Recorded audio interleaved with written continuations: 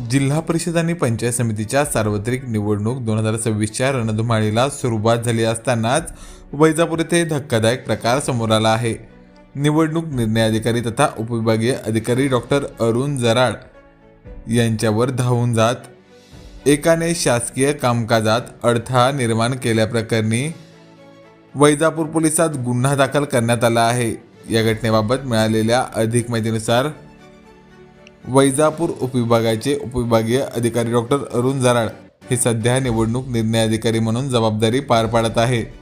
सोमवार तारीख 19 जानेवारी रोजी पंचायत समितीच्या सभागृहात नामनिर्देशन पत्रे स्वीकारण्याचे अत्यंत महत्त्वाचे काम सुरू होते।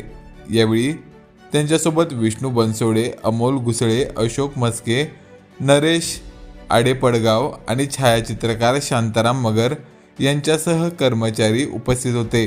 दुपारी 3 वाजेच्या सुमारास जामगाव तालुका गंगापूर येथील रहिवासी बाळासाहेब बनसोडे हा व्यक्ती नामनिर्देशन कक्षात शिरला। तुम्ही आमच्यासाठी योग्य व्यवस्था केलेली नाही असा आरडाओरडा करत त्याने अचानक गोंधळ घालण्यास सुरुवात केली। उपस्थित अधिकाऱ्यांनी त्याला समजावण्याचा प्रयत्न केला, मात्र तो अधिकच आक्रमक झाला। या गोंधळादरम्यान संशयिताने केवळ उद्धट भाषाच वापरली नाही तर तो थेट अधिकाऱ्यांच्या अंगावर धावून गेला।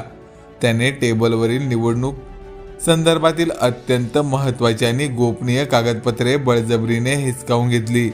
कागदपत्रांची ओढताण करत असताना त्याने ती चुरगळली, ज्यामुळे नामनिर्देशन पत्रांना मोठा धोका निर्माण झाला।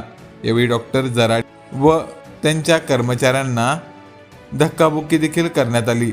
तुला पाहून घेतो अशी थेट धमकी या संशयित आरोपीने दिली।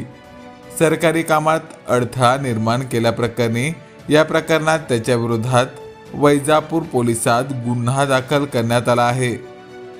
विशेष म्हणजे या आरोपीने 18 जानेवारी रोजी देखील 2 बाउन्सर्सला सोबत घेऊन तहसीलदारांच्या कक्षात गोंधळ घातल्याचे समोर आले आहे।